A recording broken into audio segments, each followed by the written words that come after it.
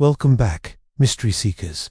Today, we descend into the sewers of Derry Manor Town, haunted by disappearances, trauma, and a shape-shifting entity that feeds on fear. This is it, the 2017 adaptation of Stephen King's terrifying novel.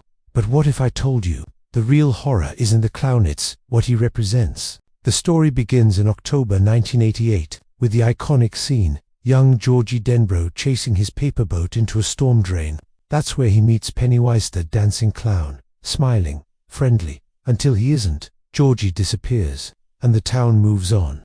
But his brother Bill doesn't. Fast forward to the summer of 1989. A group of misfit kids, bullied, broken, and brave, form the Losers Club. Bill, Beverly, Ben, Richie, Eddie, Mike, and Stan. Each of them has seen something terrifying, something personal, and they begin to realize it's not just a monster, it's a shape-shifting entity that returns every 27 years to feed on fear. Let's talk psychology. Pennywise doesn't just scare them, he tailors the fear. For Eddie, it's disease. For Beverly, it's blood. For Mike, it's fire. It knows their trauma, their secrets, their shame.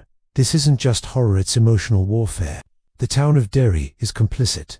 Adults ignore the signs. Murders go unsolved. Posters fade. It's as if the town itself is under a spell. And maybe it is. Stephen King's Derry is a metaphor for denial, for generational trauma, for the things we pretend not to see. Let's break down the horror. The bathroom sign, Beverly drenched in blood. The library, Ben stalked by a headless boy. The house on Neibolt Street where reality bends and Pennywise attacks. These aren't just scares, they're manifestations. It doesn't just haunt, it invades. Now let's talk symbolism. Pennywise is a clown, but why? Clowns are supposed to be funny, innocent, but they also wear masks, hide intentions, twist joy into menace. Pennywise is the perfect predator, charming, colorful, and deadly. He represents corrupted innocence, the fear that hides behind a smile. But here's the deeper layer. Each member of the Losers Club is dealing with something real: abuse, grief, loneliness, and it feeds on that. The monster is a metaphor for trauma, for the things we bury, for the fears we inherit. Let's talk about Beverly. She's abused by her father.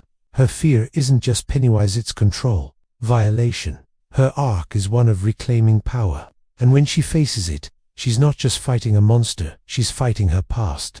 Bill's journey is about guilt. He couldn't save Georgie, and it uses that. Shows him illusions, taunts him. But when Bill confronts Pennywise, he's confronting grief, loss, the need to let go. Richie hides behind jokes. Stan clings to logic. Ben longs for connection.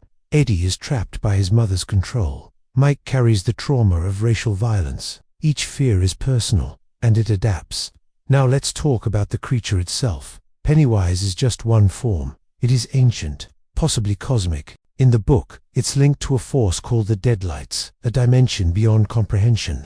In the film, we see glimpses, the glowing eyes, the distortion. But the true horror is that it is unknowable. Let's explore the town. Derry isn't just a setting, it's a character. The missing children, the silent adults, the history of violence. Every 27 years, something terrible happens, and the town forgets. It's a cycle, a curse, a metaphor for how communities bury pain. The climax takes place in the sewers. The Losers Club descends into darkness, literally and emotionally. They face their fears, they fight together, and that's the key. It thrives on isolation, but unity weakens it. Friendship is the weapon. Now here's what I think. It isn't just a horror film. It's a story about trauma, about facing what scares us, about the power of connection. Pennywise is terrifying, but the real monster is silence, denial, abandonment. And when the Losers Club fights back, they're not just defeating it, they're healing. Let's talk legacy. The film was a massive success, over $700 million at the box office. But more than that, it resonated. Because we all have fears, we all have monsters, and sometimes they wear a clown's face. But I want to hear from you. What did it mean to you? Was Pennywise just a villain or something deeper? Drop your thoughts in the comments. I read every one. And if you love deep dives into horror, psychology, and mystery, hit that like button, subscribe to the channel, and ring the bell so you never miss a drop. Your support helps me keep exploring the shadows, and trust me, the next one is even darker. Until next time, stay curious, stay brave, and remember, in the world of mystery, fear is only power when you face it alone.